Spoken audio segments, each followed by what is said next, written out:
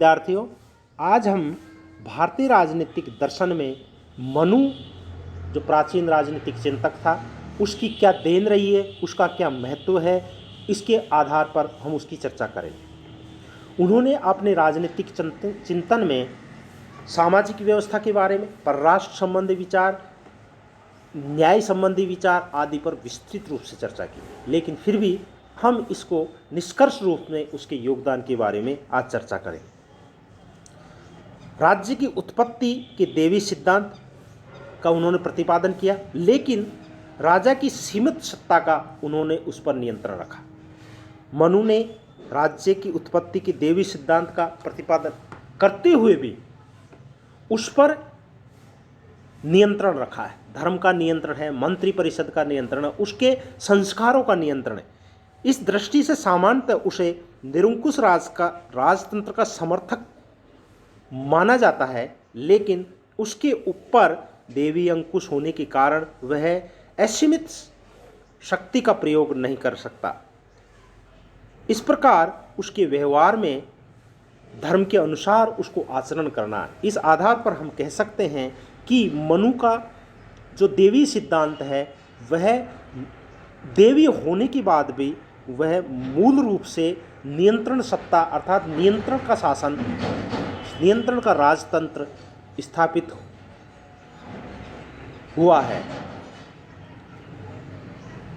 दूसरा है प्रभु सत्ता, राज सत्ता और राष्ट्रीयता जैसे प्रश्नों की विवेचना। मनु ने प्राचीन भारत में, प्राचीन राजनीतिक चिंतन उसी समय जो आज की शब्दावली है, जो लोक कल्याण कार्य से संबंधित शब्दावली है, उनका अप्रत्यक्ष रूप से उसी समय है इनकी शब्दावली का स्थान दे दिया था। इस आधार पर हम कह सकते हैं कि मनु भारतीय राजनीतिक चिंतक का वह विचारक है जिसने संप्रभुता, राज्य धर्म और राष्ट्र जैसे प्रश्नों पर उसी समय विचार करके संपूर्ण मानव जाति को इन शब्दावलियों का योगदान दिया है। तीसरा है, मनु ने अपने मनुस्मृति में मानव के कर्तव्य और स्वधर्म पर बल दिया। मनु का मत है कि मानव मात्र को अपने कर्तव्य और स्वधर्म का पालन करना चाहिए। उन्होंने कहा है कि जब भी मानव सुखमय जीवन व्यतीत कर सकता, जिससे सभी वर्ग अपने अपने कर्तव्यों के पालन करेंगे, तो किसी के कार्य में कोई किसी तरह का हस्तक्षेप नहीं होगा, इससे कि मानव की प्रगति होगी और एक दूसरे में वह हस्तक्षेप नहीं करेगा, तो व्यक्ति अपना व्यक्तित्व का संपूर्ण विकास कर पाएगा। इसी आधार पर उन्होंने विधि प्रेरणता, दंड और न्याय व्यवस्था के जनक के रूप में भी मनु को माना जाता है। मनु ने सर्वप्रथम यह माना कि मानव को नियंत्रण में रखने के लिए विधि अर्थात कानून का होना आवश्यक है, और जिससे व्यक्ति एक दूसरे पर विवाद नहीं करे, अपनी सीमाओं रहें, इसका मनुस्मृति में स्पष्ट रूप से उल्लेख किया है। प्राचीन भारत की दंड और न्याय व्यवस्था के आधार को भी मनु ने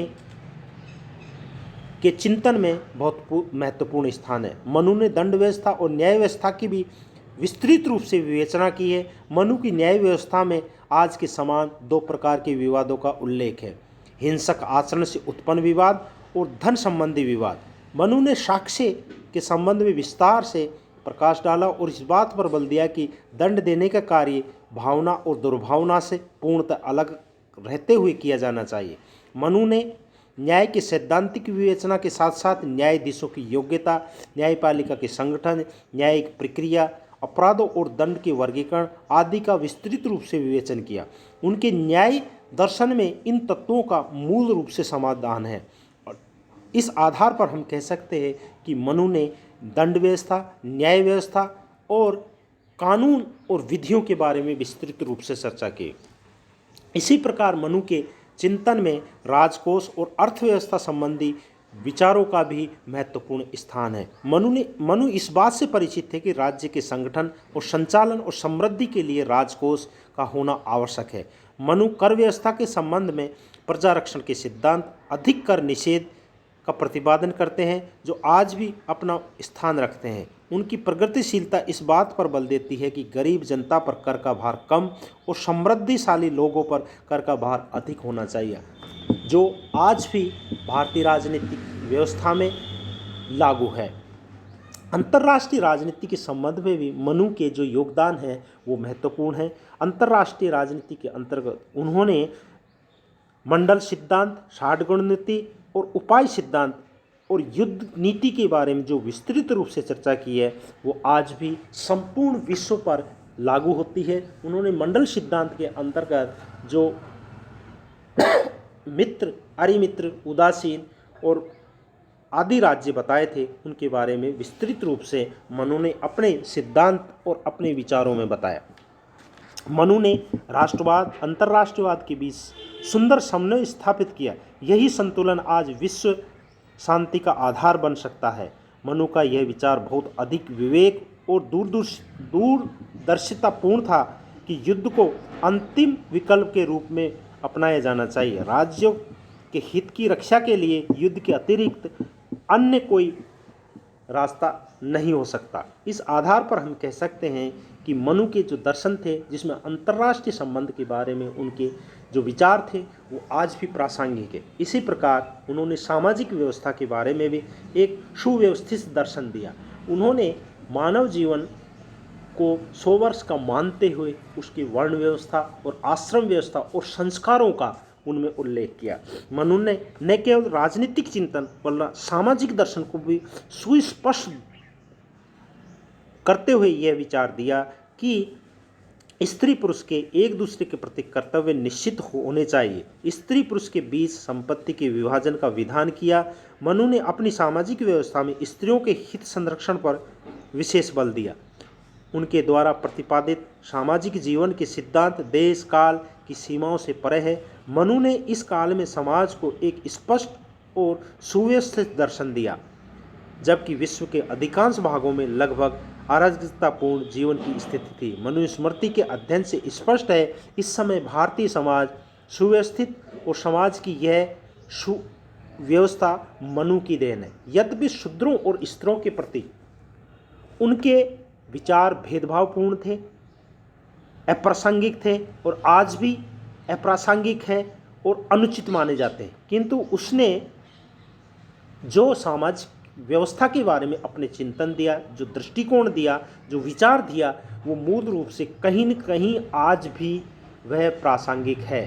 क्योंकि सामाजिक व्यवस्था को बनाने के लिए उन्होंने जन्म के आधार पर माना, लेकिन कर्म के आधार पर यह सामाजिक व्यवस्था का जो ताना बाना उसने पिरोया था ये होना चाहिए। इस आधार पर हम कह सकते हैं कि मनु की सामाजिक व्यवस्था में जो शूद्रों और स्त्रियों के प्रति जो उनका भेदभावपूर्ण विचार थे वह गलत थे, लेकिन उस समय की परिस्थितियों के अनुसार उन्होंने जो विचार दिए थे उस समय प्रासंगिक हो सकते हैं। अतः समय की परिवर्तन के साथ में इन विचारों में धीरे धीरे परिवर्तन हुआ और आज इन व्यवस्थाओं में जो जन्म के आधार पर न होकर आज कर्म के आधार पर निर्धारित हो गए। आज स्त्रियों के प्रति जो उनके दृष्टिकोण थे उसमें बहुत सारे परिवर्तन हुए। आज स्त्रियां ऐसा कोई क्षेत्र नहीं है जहां वो नहीं जा सकी। इस आधार पर हम कह सकते मनु के राजनीतिक चिंतन में जो उन्होंने ये दृष्टिकोण दिया वह अति महत्वपूर्ण है। इस आधार पर कह सकते हैं कि मनु का जो भारतीय सामाजिक दर्शन को, भारतीय समाज को, विश्व समाज को उनके जो महत्वपूर्ण सिद्धांतों को दिए वो परराष्ट्र संबंधी है, उनके न्याय संबंधी है, उसके राजा संबंधी है, उसके राज्य के देवीय उत्पत्ति के सिद्धांत होने के बाद में निरंकुशता का प्रतिबंध लगाना है और उनकी परराष्ट्र संबंधी नीति के अंतर्गत और उसकी सामाजिक व्यवस्था के अंतर्गत जो उन्होंने दृष्टिकोण दिया उसके आधार पर हम उसकी प्रासंगिकता, उसकी देन मान सकते हैं। क्योंकि मनु पहला मानव माना जाता है जिसने मानव सृष्टि का प्रारंभिक वहीं से होता है। इस आधार पर हम कह सकते हैं कि मनु एक ऐसा राजनीतिक चिंतक है जो आदि अनादिकाल से उसका महत्व रहेगा, रहा है। इस आधार पर हम आज इस मनु संबंधी जो राजनीतिक चिंतन है उसके पूरे चैप्टर हम आपको करवा चुके हैं। कल हम कौटिल्य के बारे में चर्चा करेंगे।